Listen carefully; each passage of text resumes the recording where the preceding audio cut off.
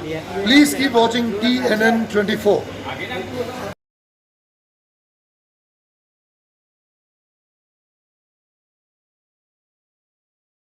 नमस्कार, TNN 24 news में फिर एक बार आपका स्वागत है। मैं हूं रियाज शेख।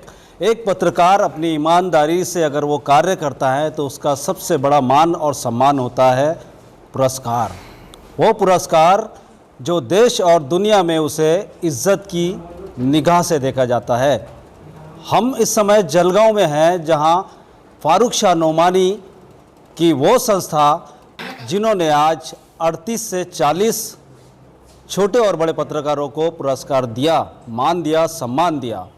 हम बात करेंगे उस संस्था के अध्यक्ष फारूक शाह नोमानी से। न्यूज़ एनी टाइम के चीफ एडिटर फारूक शाह नोमानी साहब मेरे साथ हैं। हम बात करेंगे देश और दुनिया की, इसी के साथ साथ हम बात करेंगे कि यहाँ जो अवार्ड दिया गया है और कितने अवार्ड कितने लोगों को दिया गया है और किस वक्त दिया है, किन वर्षों में दिया है, वो भी हम बात करेंगे। तो नोमानी साहब, आपका TNN 24 न्यूज़ में बहुत बहुत स्वागत है। बहुत बहुत शुक्रिया जनाब। ये जो दर वर्ष आप ये प्रोग्राम अटेंड करते हैं, देते हैं लोगों को अवार्ड वगैरह, कितने सालों से? जनाब ये सिलसिला 2010 से शुरू हुआ और उसके बाद जैसे कि मैंने भी बहुत सी खिदमत अंजाम दिया हो अपनी ज़मीनी लेवल से, तो उसके बाद मेरे जहन में आया कि भाई क्यों ना हम भी इसी तरह से लोगों को सम्मानित करें जो लोग अपना कीमती वक्त निकाल के। आज आप देखेंगे आज के भागदौड़ वाले ज़माने में लोगों के पास खाने तक का वक्त नहीं है, खुद के लिए वक्त नहीं है। तो इस हिसाब से हमारे फाउंडेशन ने एक ऐसा काम शुरू किया कि हम लोग मुख्तलिफ जगहों से, जलगांव जिला भर से, महाराष्ट्र भर से हम लोगों को अखबार के जरिए से उनका पहले चुनाव करते थे कि अखबार में अगर किसी के बारे में छपा है कि ये आदमी ने फला काम किया उसके हिसाब से उसका सिलेक्शन होता था। लेकिन बाद में फिर हम लोगों ने प्रस्ताव मंगवाना शुरू किए। तो 2010 से लेकर तो आज राज्य स्तरीय लेवल पे आज जलगांव शहर में आज प्रोग्राम ये हमारा संपन्न हुआ, जिसमें आज लगभग हमने 58 लोगों को पुरस्कार दिए, जिसमें मैं ये भी बताता चलूँ कि आदिल शाह संस्था के ये अध्यक्ष भी है, उसके बाद में एनी टाइम न्यूज़ चैनल के वो चीफ एडिटर भी है। और एक बहुत बड़ी बात मैं जो आपसे कहना चाह रहा हूँ कि 2 से ढाई पेज की इन्होंने खानदेश के ऊपर में भी एक किताब लिखा है, जो बहुत बड़ी बात है अपने आप में। एक छोटे से गांव में, छोटे से शहर से रहने के बाद इंटरनेशनल लेवल का काम करना, ये भी एक काफ़ी बड़ी बात होती है। तो आप कुछ कह रहे थे इससे? हाँ जी, तो हमने मुख्तलिफ लोगों को बुलाया जो पत्रकारिता क्षेत्र, लेखक, टीचर, समाज सेवक, इस तरह से हर शहर से एक दो लोग ऐसे बुलाकर हमने आज उनको राज्य स्तरीय लेवल का हमने आज पुरस्कार दिया। आज 58 अवार्ड दिए गए और लगभग आज का मिला के लगभग 200 के लगभग हमारे अवार्ड 10 सालों में कंप्लीट हो गए आज लगभग। और उसके बाद आपने जो किताब का जिक्र किया वो उसका नाम था वो 800 साल दिल्ली से खानदेश तक। और उसके बाद में अगला जो हमारा रहेगा तो खानदेश स्तर पर वो जो आपने किताब लिखा था जो 200 या 250 पेज की थी, जी, तो उसका कितना बेनिफिट मिला आपको? कैसा लगा आपको कि वो करना चाहिए इस तरीके से, किसी ने और राइटर बनना चाहिए, ये पुराने ज़माने की जो चीज़ें उनकी वो जो तथ्य होते हैं उनको क्या सामने लाना चाहिए? जी दोस्तों, जनाब देखिए, जिस तरह से हमारी जो हिस्ट्री है, इतिहास है, वो नौजवानों को तो क्या ज़्यादातर बुज़ुर्गों को भी पता नहीं है। तो हिसाब से हमने अखबारों में जो भी छपते थे, आर्टिकल छपते थे, जो भी न्यूज़ वगैरह लगती थी, जिसके बारे में कुछ तारीख़ के बारे में मालूमात हुआ करती थी, इमारतों के बारे में, शहंशाहों के बारे में, बादशाहों के बारे में, तो वो हमने जमा किए। और एक दिन वो 11 साल की मेहनत में इतना ज़ख़ीरा जमा हो गया कि जिससे एक किताब छप सकती थी। तो हमने 296 पेज की बाकायदा किताब को तरतीब दी, उसका नाम रखे दिल्ली से खानदेश तक, वो 800 साल।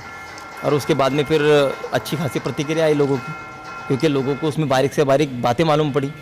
कौन सा शहंशाह कब तख्ते पर बैठा, कौन सा शहंशाह कब पैदा हुआ, किसका कब इंतकाल हुआ, किसने कितना शासन किया, किसकी हुकूमत कहाँ से कहाँ तक थी, किसने कौन सी इमारतें बनवाई।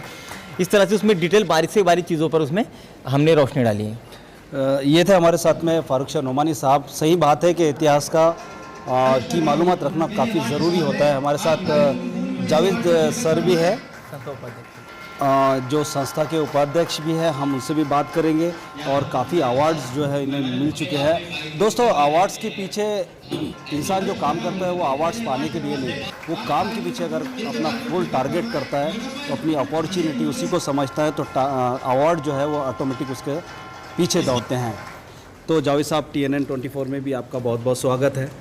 क्या लग रहा है आपको कि इसी तरह अवार्ड देते रहने से आपके जो पत्रकार हैं या अपने इंडिया के जो पत्रकार हैं वो कहीं ना कहीं मोटिवेट होंगे? बिल्कुल होंगे। यहाँ पर तो सिर्फ पत्रकार को नहीं, शैक्षणिक क्षेत्र में, सामाजिक क्षेत्र में, पत्रकारिता में जिसने उल्लेखनीय काम किया, बहुत अच्छे काम किया, उसको आदिल शाह फारूकी संस्था की तरफ से सम्मानित किया गया। तो ये होना चाहिए। मैं बोल रहा हूँ कि सिर्फ आदिल शाह फारूकी संस्था नहीं, बाकी जितनी भी संस्था है वो ऐसे लोगों को बुलाकर उनका सम्मान करना चाहिए, ताकि एक प्रश्न आपसे पूछना चाहता हूं कि इंटरनेशनल लेवल पे हम देखते हैं कि मुंह देखकर अवार्ड दिया जाता है, जबकि रियल जो होता है वो ईमानदारी से, निष्ठावान और पूरी देशभक्ति के साथ में अगर कोई समाज सेवा करता है तो उसकी अनदेखी की जाती है, कहीं ना कहीं वो उसका गला घोटा जाता है। तो ऐसे लोगों को, ऐसे जो संस्थाएं हैं, ऐसे जो प्रोग्राम है जो इंटरनेशनल लेवल पे लेते हैं और वो उस जिसका हक है उसको नहीं दे पाते हैं और मुंह देखकर वो अवार्ड देते हैं, उनको आप क्या कहना चाहिए? नहीं, ऐसा तो नहीं करना चाहिए।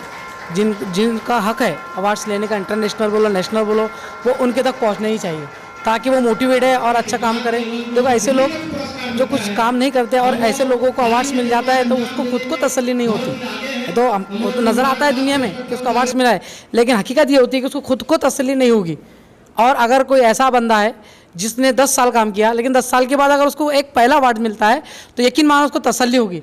मेन जो बात होती है ना, वो तसल्ली की होती है कि हम जो काम करें ना तो उसका जो रिजल्ट आता है उससे हमको नहीं, हमें उसकी तसल्ली होना चाहिए कोई भी काम की। बिल्कुल बिल्कुल सही कहा इन्होंने कि अवार्ड जो होता है वही उसका पत्रकार का मान और सम्मान होता है। अगर उसे वो अवार्ड दे दिया जाए तो काफ़ी वो उसकी बैटरी और वो मोटिवेट हो जाता है।